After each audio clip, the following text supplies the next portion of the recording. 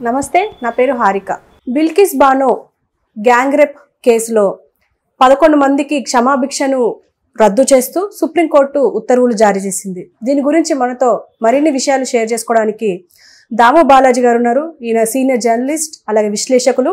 So నమస్తే sir. నమస్తే sir, ఇప్పుడు బిల్కిస్ బాను తనపై గ్యాంగ్ రేప్ జరిగింది. అది 11 మంది పైన క్షమాభిక్షను రద్దు చేస్తూ అంటే క్షమాభిక్షను పెట్టారు.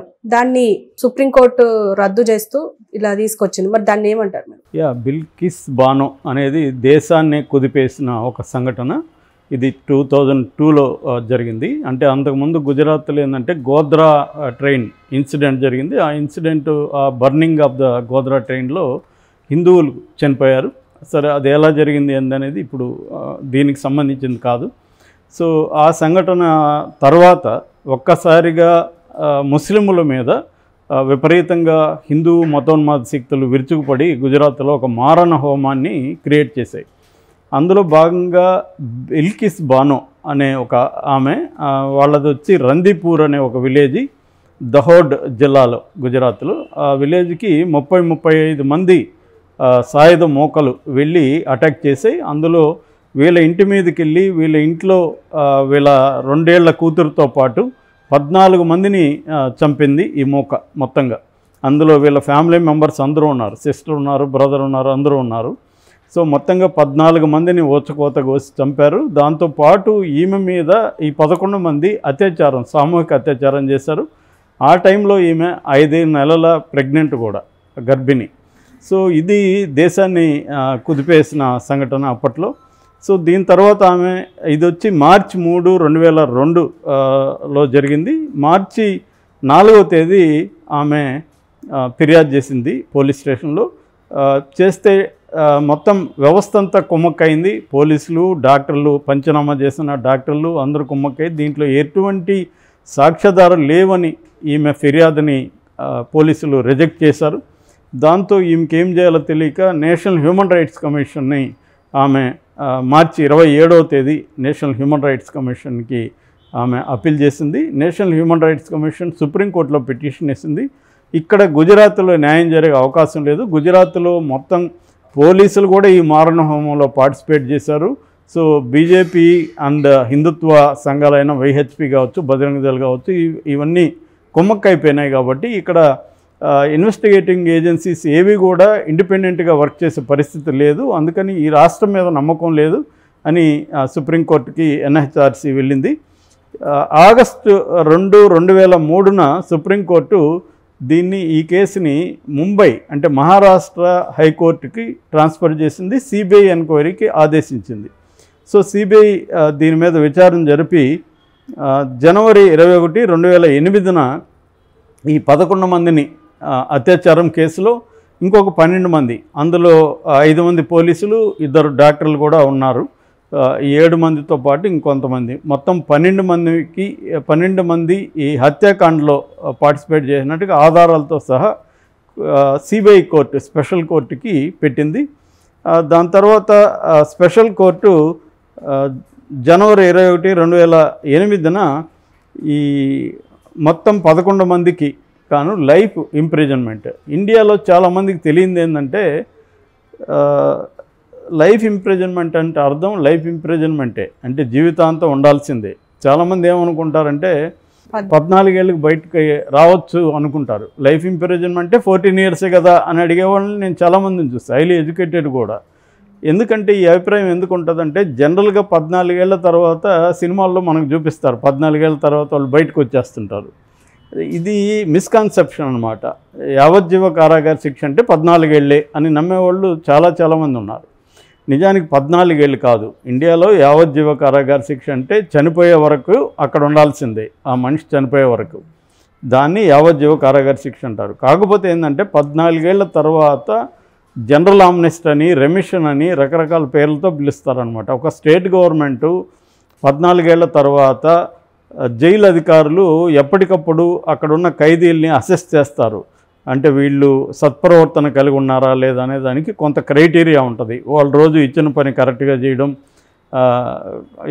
గొడవలు లేకుండా ఉండడం, ఒకవేళ వాళ్ళకి పెరోల్ ఉంటే కరెక్ట్ టైం మళ్ళీ వెనక్కి రావడం, ఇలాంటి అనేక పారామీటర్స్లో అసెస్ చేసి గవర్నమెంట్కి రికమెండ్ చేస్తారు. ఈ ఖైదీలు సత్ప్రవర్తనతో ఉండాలి, వీళ్ళకి శిక్షాకాలం తగ్గించి బయటకు వదిలేయచ్చు. దాన్ని రెమిషన్ అంటారు. రెమిషన్ అంటే శిక్షాకాలాన్ని తగ్గించేసి బయటికి పంపించదు. జనరల్గా మన ఇండిపెండెన్స్ డేకి కానీ రిపబ్లిక్ డేకి కానీ ఇలాగా కొంతమంది ఖైదీల్ని పంపిస్తూ ఉంటారు బయటికి. అందువల్ల 14 ఏళ్ళకి పంపిస్తారు కాబట్టి చాలామంది 14 ఏళ్ళకి అనుకుంటారు. నిజానికి 30 ఏళ్ళుగా ఖైదీలుగా ఉన్నవాళ్ళు అనేక మంది నాకు కూడా పర్సనల్గా కూడా తెలుసు.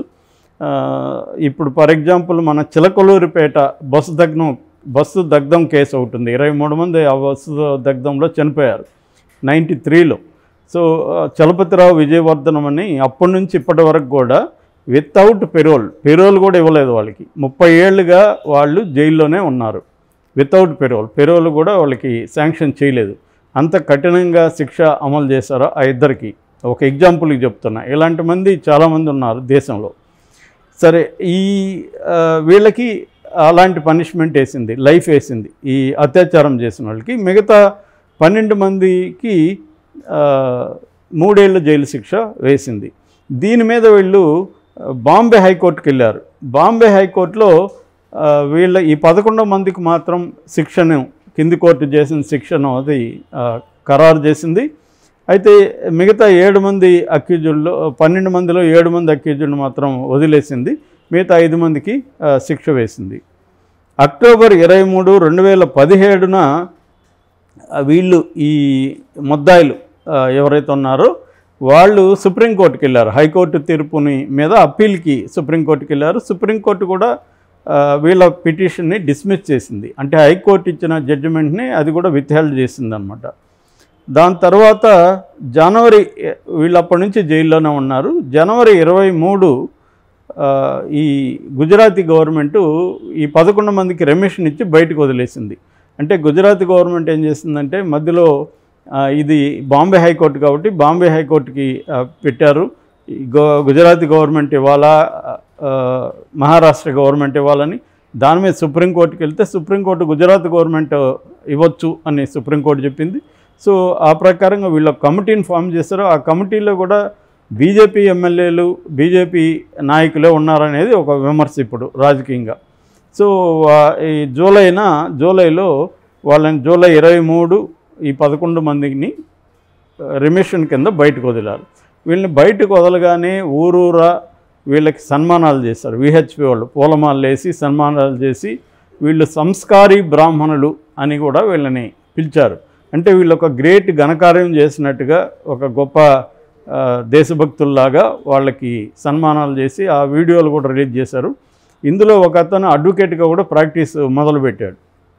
సో దీని మీద ఈ బిల్కిస్ బానో ఆమె చాలా ఆందోళన వ్యక్తం చేసింది. ఎందుకంటే పెరోల్ మీద వీళ్ళు వచ్చినప్పుడంతా వీళ్ళకి నిజానికి జైల్లో అప్పటి నుంచి ఉన్నట్టే కానీ పేరుకి పెరోల్ మీద విపరీతంగా వాడుకుంటున్నారు. చాలాసార్లు ఖైదీలు ఎలా ఉంటుందంటే పెరోల్ 1 మంత్ ఇచ్చారనుకోండి అఫ్సీల్గా, వీళ్ళు బయటకు వచ్చి పోలీసు డిపార్ట్మెంట్ని గవర్నమెంట్ని మేనేజ్ చేసుకొని ఈ 1 మంత్ అనేది 3 నెలలు 4 నెలలు కూడా పెరోల్ మీద బయట ఉన్న ఖైదీలు నేను కూడా చాలామందిని చూశాను పర్సనల్గా.